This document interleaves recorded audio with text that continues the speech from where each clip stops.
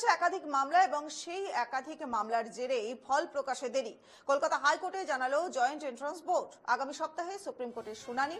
আইনি জটিলতার জন্যই ফল প্রকাশ করতে পারছে না বোর্ড। বৃহস্পতিবার কলকাতা হাইকোর্টে ঠিক এমনটাই জানানো হলো জয়েন্ট এন্ট্রান্স বোর্ডের তরফ থেকে। সেপ্টেম্বরের 2 তারিখ এই মামলার পরবর্তী শুনানি রয়েছে। আর একবার জানিয়ে দিই, সেপ্টেম্বরের 2 তারিখে রয়েছে এই মামলার পরবর্তী শুনানি। জয়েন্ট এন্ট্রান্সের ফল প্রকাশে জনস্বার্থ মামলা, একাধিক মামলার জেরেই ফল প্রকাশে বাধা, ফল প্রকাশে দেরি হচ্ছে।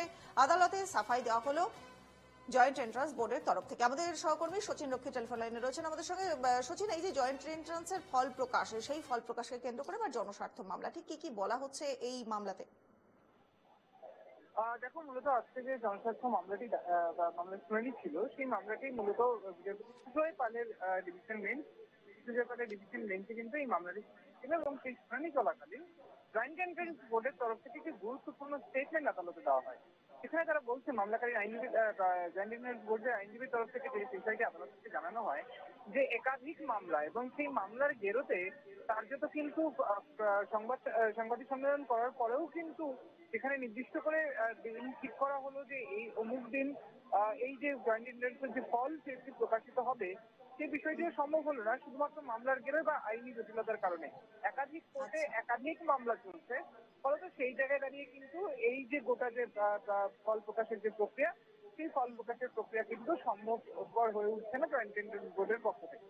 পাশাপাশি মামলাকারীর যে আইনজীবী রয়েছেন তিনি বিষয়টি আদালতে জানান যে এই যে গোটা যে ফল প্রকাশ, সেই ফল প্রকাশের সঙ্গে জড়িয়ে রয়েছে বহু ছাত্রছাত্রীদের ভবিষ্যৎ, এবং সেই বিষয়টিতেও কিন্তু নজর দেওয়া প্রয়োজন। এবং অপরদিকে জয়েন্ট এন্ট্রান্স বোর্ডের তরফ থেকে আরেকবার জানানো হয় যে এই যে গোটা যে মামলা প্রক্রিয়া, সেই মামলা প্রক্রিয়া কিন্তু একটি সুপ্রিম কোর্টেও মামলা রয়েছে এবং সেটি আগামী সপ্তাহে শুনানির সম্ভাবনা রয়েছে।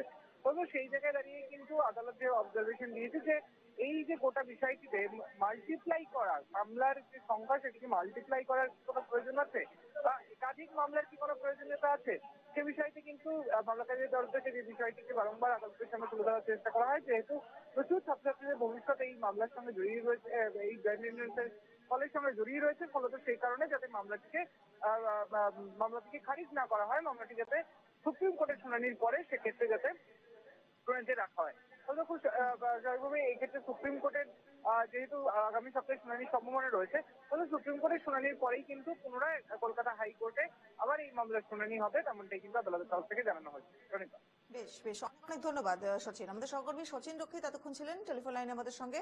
জয়েন্ট এন্ট্রান্সের ফল প্রকাশে জনস্বার্থ মামলা, একাধিক মামলার জেরে ফল প্রকাশে দেরি করা হচ্ছে বা দেরি হচ্ছে, আদালতে ঠিক এমনটাই জানালো জয়েন্ট এন্ট্রান্স বোর্ড।